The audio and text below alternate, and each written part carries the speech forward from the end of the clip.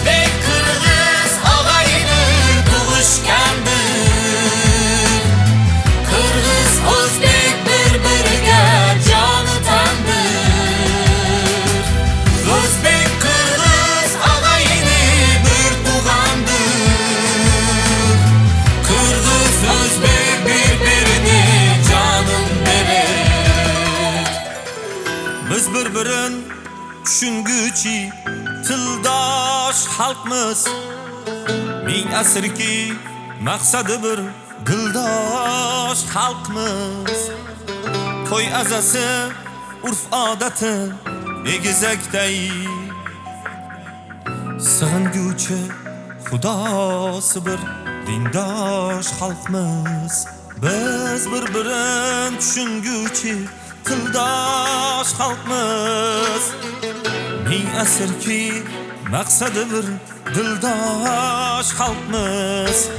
To'y azasi urf odati egizakday, sig'inguchi xudosi bir dindosh xalqmiz.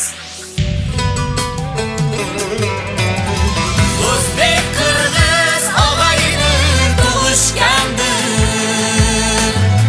Qirg'iz o'zbek bir-biriga joni tandir. O'zbek Qirg'iz og'ayni bir tug'andir. Qirg'iz o'zbek bir-birini jonin berer. Ajratolmas bir-birine canaşkan. Ajratolmas egiz elbiz jaraşkan. Ajratolmas bir-birine canaşkan. Ajratolmas egiz elbiz jaraşkan. Bilbegenler bilip koysun tariximiz. Manas atam Alpamış'tay batırlar var. Bilbegenler bilip koysun tariximiz. Manas atam Alpamış'tay batırlar var.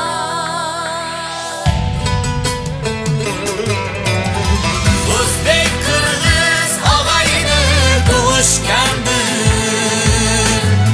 Qirg'iz o'zbek bir-biriga joni tandir. O'zbek Qirg'iz og'ayni bir tug'andir. Qirg'iz o'zbek bir-birini jonin berer. Bütünüge adı çıkan bu iki kalp. Biz bir mushtmiz, tonglarimiz bo'lmaydi shom. Manas atam degan o'zbek og'am. Qirg'izim deb o'tdi Said Ahmad bobom.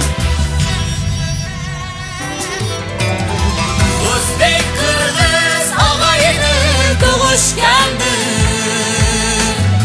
Qirg'iz o'zbek bir-biriga joni tandir. O'zbek Qirg'iz og'ayni bir tug'andir. Qirg'iz o'zbek bir-birini